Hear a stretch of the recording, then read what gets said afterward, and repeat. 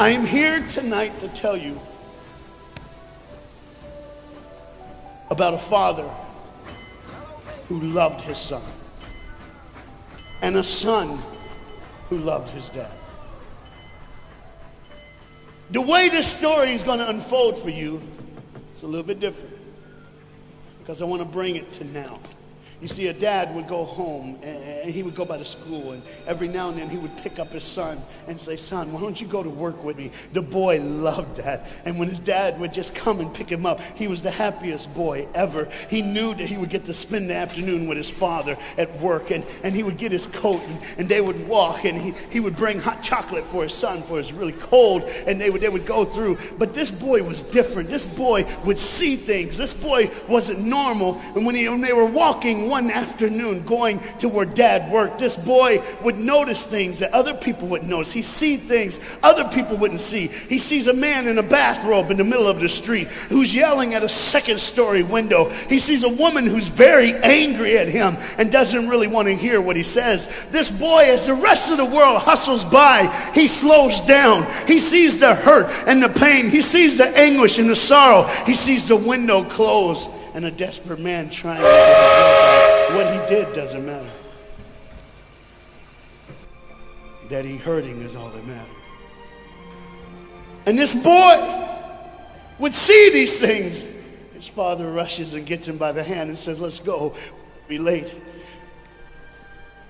He would stop and look one more time. Can I stop his pain? Can I stop her hurt? But the boy loved his father. They would go and they would catch the trolley. I think that's what you call it here. We call it a tram. Yeah, I don't know the words. But he would get on there with his dad, and the boy would just notice people. He would look. And that day, one particular, he noticed something as he got on the train.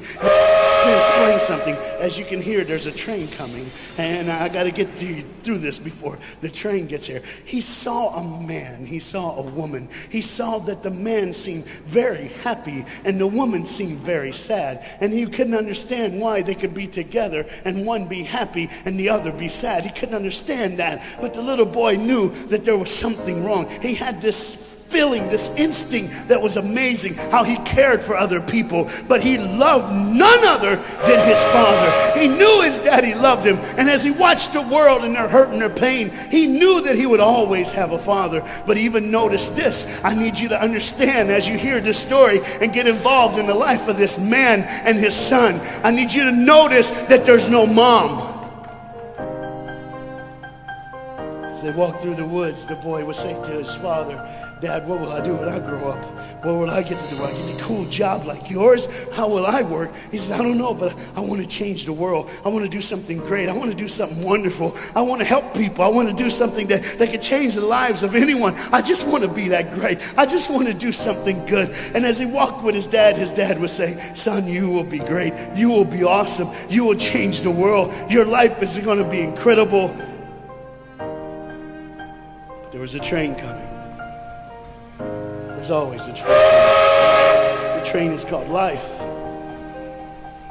We're all on the train of life, just riding. Whether we realize the truth or not, whether we realize what's happening or not, we're all on that same train tonight. Only God has saw it fit for us to be in the same room, in the same car, for such a time as this. When they get to the edge of the train track, he could see where his father worked. You see the bridge? That's what his dad did. You see, the bridge was very, very important. Boats needed to come to the harbor to get off their goods so they could make money. But trains were coming with people going from one town to the next. Not many cars in Europe, so they couldn't use a lot of that. So many people, not enough roads, so everybody used that train to get from the town to town to get to work and to get home. And one day the train was coming by. What you have to understand is that boy loved going to work with his dad. He would stay right by the river's edge, and he would do what he loved to do the most. Let me explain that. He loved to fish. Anybody like to fish here? All the guys go, The dad looks at his boy and he says, "Son, now remember the rules. You got to stay right here because I can see you from the window right here. Don't get out of the sight of this window because you got to stay there so I know you're safe. Catch you something good to eat." But as you can hear, the train's coming. The father's job was cool. I wasn't a preacher, I wouldn't mind doing that. Get to work. Get grease on you. Even if you didn't have to, you just squirt it on you like you feel like you did something. That's what I would do. There was a boat coming in the harbor. Timing is very essential. I'll go ahead and give you the key. The key is this. There's always a light. Everybody say light. Say it again. One more time. There's a light that the train conductor needs to see. If that light is green, he can go. If it's red, he must stop. You see, God has given us road signs in our life that we must read. Lines that tell us to go and lines that tell us to stop. Whether we read those and believe them or not is up to us. That's why some of you have fallen and you cannot get up. But tonight, that's why I'm here. The boat needed to come through, so he called, and the man said, okay, I got time. It's a long time before the train should come. So he pulls the lever, as you just saw, and the big, huge steel bridge, the gears started turning. They started cranking the steam. All of a sudden, gears are moving, and that big, huge bridge is just starting to go up. As it rises higher and higher, he has to watch and make sure everything's set, everything's good, everything's fine. As he looks out the window, he can see everything, but the dad, being a good dad, keeps one eye on his work, but the other eye on his baby. One eye on the world, but the other eye on his children. You think God doesn't know where you are? He keeps one eye on his world and one eye on his child. No matter what you've done or where you've been, it's one eye on the world, but the other eye's on you. He's watched you and he's kept you. Even though your train is coming down the track, he understands that. And even though sometimes, I don't want to get ahead of myself. See the red light? He didn't see it. So many times we don't see the red light. See, to just say the train was early. The boy can hear and see the steam. And he looks and says, Daddy, the train. Daddy, Daddy, the train's early. Daddy, you got a daddy. Hey, Daddy, Daddy, Daddy, Daddy, Daddy, the train. Daddy, the train's coming. But the dad was looking at the gears, making sure he had enough oil, making sure there was enough steam to get the bridge back down for the train. And the boy knew one thing. Now listen, the boy knew that his dad one time showed him where the trigger was. It was a red lever. If he pulls it, the train bridge would collapse down fast and the train would be able to come across. All the boy knew was there were people on that train. There were people that needed to be saved. There were people that had, some of them just with their friends having a good time, like everything's fine. They did not know that the bridge was up. They did not know what was coming. They're just living their life like you and me, just going down the road, just being our own thing, doing our own thing. And the dad all of a sudden hears the train coming. He looks and then he said, oh, my son. He looks out and his boy's gone. He's like, oh my God, where's my son? Where's my son? He got to figure out. He looks back just in time to see his son trying to save the day. All he had to do was pull that lever. He reaches in to pull it, and the boy pulls too far, and he falls in the hole. Now it's on the father, and God the Father, did you hear me? God the Father has to make a choice. It's his now. Do I save my son, or do I save the world? But they don't even know. They don't even know. The greatest decision of his life. He could blame it on them not seeing the red light. He could blame it doesn't matter anymore. Pull the lever, save the world. Leave it up, save your son. For God so loved the world that he gave his only son.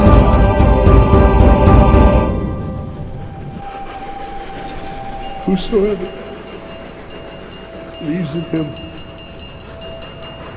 will not perish. 3, 2,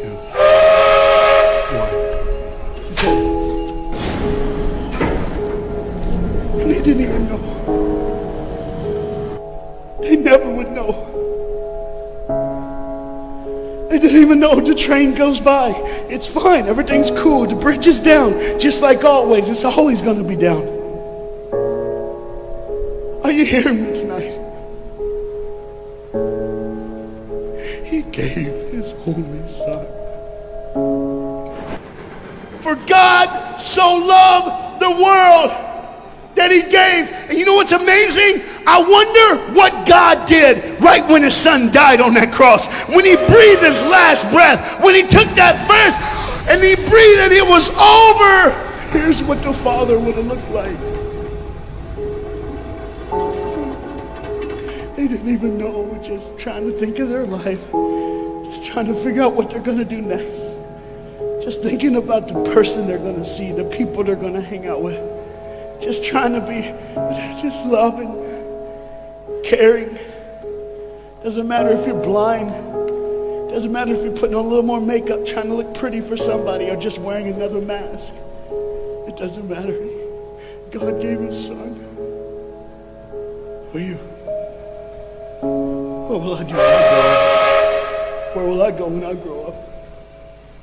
What can I change? And there was a girl in the bathroom on the train, liquefying her heroin to shoot up one more time. He died for her. He died for her.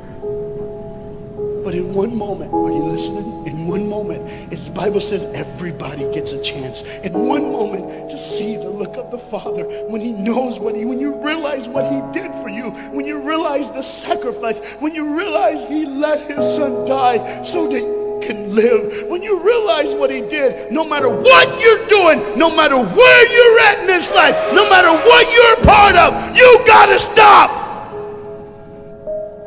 You gotta stop. Even if it's for 1 second, and think, my God, he did it for me. He did it for me. And I pray to God you drop what you're doing. Drop what you're doing. With all the pain and the hurt and the sorrow in the world, he did it for you. That's why you're so quiet. You see, the train's coming. The train's coming. Everybody has things. You have ways of I don't want to do that. I don't want to, but why do I keep doing it? Even Paul said, why do I do what my flesh tells me, and I do what I know is wrong, and I don't do what I know is right? You got to understand tonight, the fight is on, and we can win. We become more than conquerors through Jesus Christ. And I'm not preaching just for me. I'm preaching on behalf of you. But what you got to understand is there had to be a moment in those 3 days when Jesus died on a Friday and rose again on a Sunday. There had to be this moment. Go ahead, look at the screen. When it was just God and his baby and his son.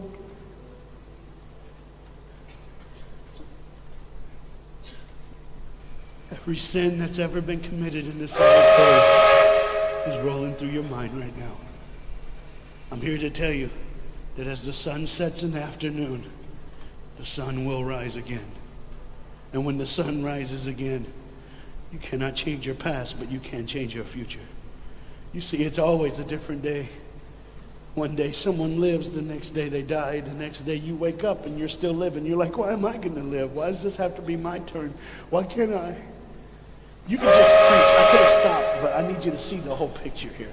You see, because when God the Father gave his only son, when Jesus Christ breathed his last breath and he died, he did it in a way that you can never ever say, you don't know me, you don't understand me, God don't understand my pain, God don't understand my sorrow. You see, that's the very train that boy was on. That's the very train that he was on. And as this dad remembers, look real close. You see the pictures of the people? Bam, there they are. But there's somebody added in the picture, isn't it? Bam, there they are. Do you see who's added in it? In every face of every person, Jesus is in their life. Why? Because when you're the greatest sacrifice, you always end up in everyone's life, no matter where they are, who they are. He did it so that you can say he was there all the time,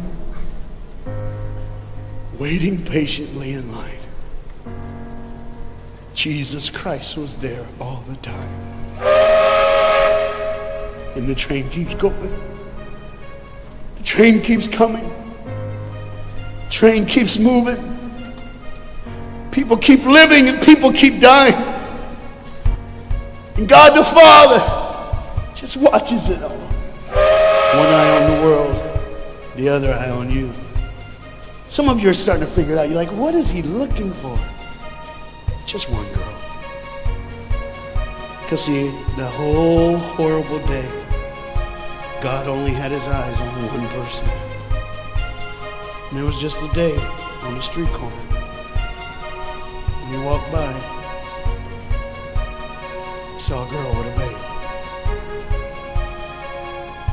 And she saw him. Do you get it? Old things are passed away. Behold, all things become new. He did it so that we could live. No matter what the sin, no matter what the pain, no matter what the sorrow, the sacrifice was perfect. It was perfect. And it was for you. And God the Father watches it all unfold. And all he can say